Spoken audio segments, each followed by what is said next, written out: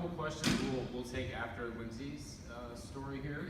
So just to give you a little bit of background on Lindsay, Lindsay Okara, she owns and operates LD Aviation Services. So it's on-demand scheduling and dispatching services to small companies, large companies. I guess you cater to the client in that way. So Yep. Fantastic. I guess I got somebody that knows your services. Okay. And Lindsay, you hold a bachelor's degree in management, FAA dispatch certificate, a private pilot license, and recently you're a certified aviation manager. Right? Fantastic. Yeah. So you've done everything. FBO, every part of aviation. I think that. I feel like I've been in every section of it, yeah. But this is part 91 that's where I enjoy it most. Good, that's where your passion is, yeah. So part 91, it's just real quick here. Lindsay strongly believes in proactive dispatching. It's accessible to a good flight department. And what LD Aviation does is provide exceptional value while maintaining the highest level of customer service for its clients. Just a little plug for you there. Thank So you. take it away. I'll Okay. try. All right, thank you. Those were some really great stories, you guys. Sorry, I don't want to stand in front of you. Here, actually, and Shannon, would you do this for me, please? Thank you. So welcome and good morning. Thank you guys for coming to listen. I'm going to just tell you my story of how I got here. So this is my story of how I started my own business and became my own boss. And along the way, found a ton of successes that I never even knew were possible. I apologize if I'm first my notes periodically. Anyway, so not only is my story about that, but it's also a lot about some self-doubt, some really poor choices along the way, one trip to the food bank, and a lot of debt. So flying solo and creating your own business is really exhilarating. It's great, but it's also hard, as you've heard from our panel so far. So my hope today in sharing my story is that you'll hear something that speaks to you along your path, and maybe part of my journey will help you along yours. So to get a good sense of where I was about 7 years ago, think back to your job, in your daily job. Are you ever sitting at work thinking, man, I do this every day, it's the same thing every day, and there's not a lot of maybe passion or excitement going on? Or perhaps you are trying to get everything crammed into the day and you're barely getting everything done. At the end of the day, there's nothing left for you. There's no more energy left for you. So that was me in 2011. I was living in Atlanta. I had a really great job, actually, as a Part 91 flight dispatcher, and I was paid really well. But there was always something that I was missing, and I couldn't quite put my finger on what that was. So I've been in aviation, or at least around aviation, for a long time. We used to spend weekends at Flying Cloud Airport looking at airplanes with my dad. And then I went on and I got my private pilot license while I was living in Venezuela, and basically my entire professional career has been in aviation. And so I like aviation. Aviation is not the problem. The problem was, or at least part of the problem was, it's a really common imbalance between your home life and your work life. So some days I would be at work and I felt like I was there all the time at the office, and at the same time, maybe I wasn't being real productive, or maybe not working on a project that was meaningful to me. And at home, the things that needed to be done were piling up. So like many people, I would work my 9 to 5, and then I would jump in the car and I'd go to the daycare, I'd pick up the kids and I'd shove them in the car and then drive home. And I'd be like, I have to make dinner, and hopefully I went to the grocery store that weekend so that I actually had food to make dinner. And then I would put them in the bathtub and then put them to bed, and then there was really no more time for me. So I decided, I guess that's my why, that's my passion, like what you guys were talking about. That is, I wanted to enjoy my life. So, so anyway, if you're like me, that's the reason I started my own business. But anyway, that's still further down the way a little bit. This is 2012 now, and I've decided that something's got to change. And so I founded really great job in Dulles, Virginia. I moved the whole family over there. And it was exciting. It was a management role. I was doing better professionally. I was doing better financially. But the rest of my world was falling apart. So I was stressed out. My marriage was failing. My kids did not have the mom they needed. And I never felt like I was really getting everything done. And at the end of the day, I wasn't enjoying my life. It just really wasn't flourishing. And I read this book called Drive by Dan Pink, and he talks about the fact that there's 3 things that we need to be able to flourish in our life. And they are autonomy, which is the ability to direct our own lives, and mastery, which is the ability to be an expert in something that matters, and purpose, to be part of something that's bigger than ourselves. Without that, we feel like we're kind of floundering, like we're running adrift. So, at this point, my employer was pretty much deciding everything for me. Where I worked, when I worked, how long I worked, if I was going to get a promotion. And ultimately, they decided I had to make a choice between part of my personal life and my career. And on my birthday in 2013, my employer suggested that it would be a really good time for me to resign. Happy birthday to me. I was actually devastated, and although I take total responsibility for that choice, that changed everything for me.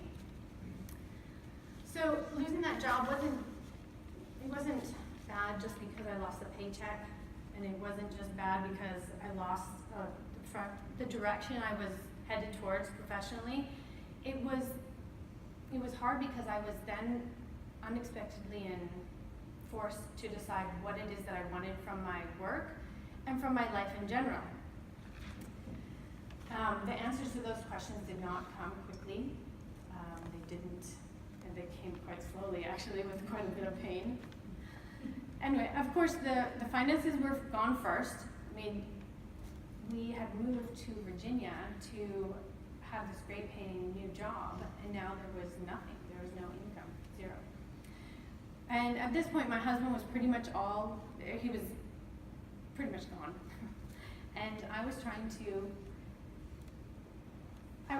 stay home with my kids, but at the same time, financially support us. And so I sold Amway for a while, and I really quickly decided and realized I am not good at selling that stuff. I babysat also, which I really love my 2 kids, but I am not cut out for babysitting or taking care of other people's children either. I also taught Spanish lessons for a total of $6 an hour. And I can tell you that $6 an hour, it won't pay the rent. You're not gonna be able to cover your bills. So this went on for a while, and I racked up quite a bit of debt.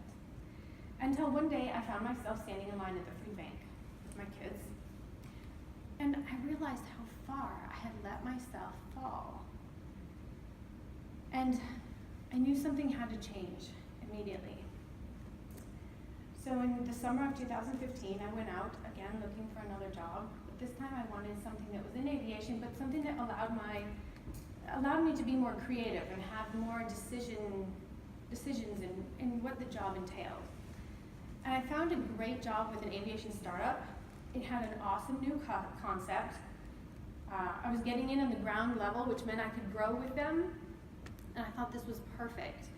I was super excited, not only to actually have a steady paycheck and some health insurance, but this company was exciting. I was super pumped to be there.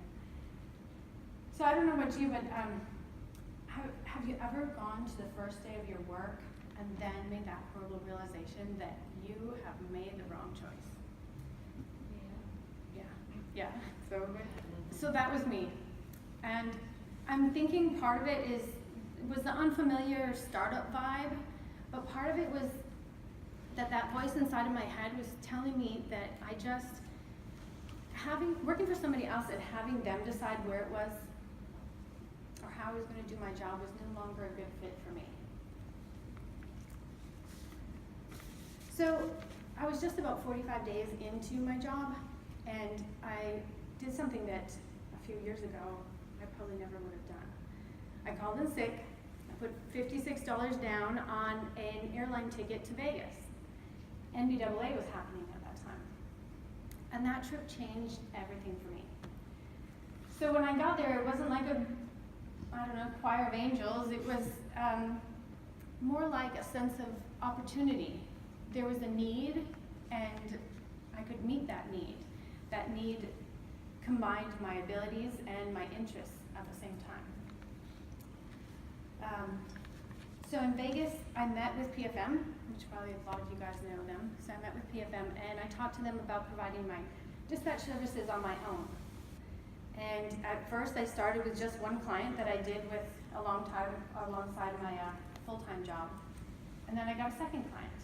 Now, the second client was only supposed to be part-time. They were onboarding PFM, and then they were going to find somebody local. But I thought, if I could just do the best job ever for them, they wouldn't ever want to let me go. And about 2 months into my fabulous startup job, I quit that job and I went out on my own. And I think the first things that, right after I quit my startup job, I started feeling freer. And I did actually feel those feelings of purpose and mastery and direction. I could direct how my life was going on my own every day. It was also completely and utterly terrifying. I was now the HR department and the IT department and the marketing manager, and everything relied on me. But day by day, over a period of a couple months, things all fell into place, and I started making order out of the chaos that I had felt for so long. Now, I don't want to leave you with the impression that every day is awesome, because it's not, like you've heard here. I just spent this last Thanksgiving all day long on the phone with not eating dinner, with my family, because we were moving a new airplane back and forth between a couple different cities. I've had some bills show up at the most inopportune times, and I have, my phone is always on, like probably many of yours is as well. And now I have the added responsibility, which I like, but the added responsibility of making sure there's enough business coming into the company so that I'm able to pay the fabulous two ladies that work for me. So that, I guess the reason to work for yourself is not because it's easier, but it's because it's freer, and it will free up, many times it frees up all that creativity and energy you might have had to bottle up when you're working for somebody else. So that's part of the encouragement I'd like to leave with you today. Owning your own business it's not easy. It's often harder than any other job you have had before. But if you can balance that with your life, it'll bring you a satisfaction that you'll never be able to get when you're working for somebody else to earn your salary. But the second part of my encouragement is even more important, and it's this, is that what I did isn't unique. It wasn't special. In fact, it was really simple. There was a need, and I met it. And in meeting that, I've created a company that I'm pretty proud of. But there are an infinite number of needs and an infinite number of niches out there. I can name 5 tasks right off the top of my head that I would love to hand over to somebody else who is equally passionate about in their area as I am in mine. And I bet you, everybody on this panel, could do the same, could give you a similar list. So there's really no end to the number of jobs that need to be done. It's just a matter of finding the one that matches your ability and interests and jumping in. So I guess working for yourself, it frees you up to fix all those things that are fixable. And once you get to do that, there's never a dull day on your calendar. Every day is different, like you guys have said before as well. So to conclude, owning a business may not be for everybody, but I think everybody needs to give themselves a chance every day to create something new and exciting. Let's see, so I guess if you're considering owning your own business, welcome, because you're joining a group of people who are really passionate about others. And at the same time, you can create a better life for yourself. And that has made it all work well for me. So what is your business? Okay. Yeah. Yeah, so we provide dispatch services to companies who may not need or want a full-time person. We're like a virtual flight department. We can do pretty much anything. We're not a management company, but we do liaison between the pilots and the assistants, maintenance. So is it strictly the PFM, or do y'all have FOS, No. PFM, We BAR, have, all of them? yeah, anybody. We have 4 of them that we run right now. So the companies, do they just give you your own username and sign-in through their company? Yeah, that's funny. You know, it's totally customizable. Some of them we use their own their logins or their system, and we just get another login. And others we host the whole system ourselves, and then we let them log into our system. So yeah, it can go either way. We're really trying to do some, you know, like dispatch releases and weather checks, NOTAM checks. We're trying to be more than just put the schedule on the board and let everybody know. We want to make sure that it's operated safely.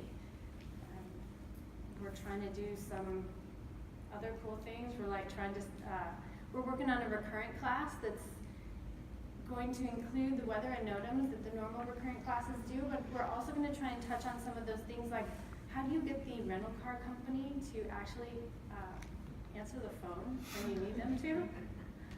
So a couple things like that.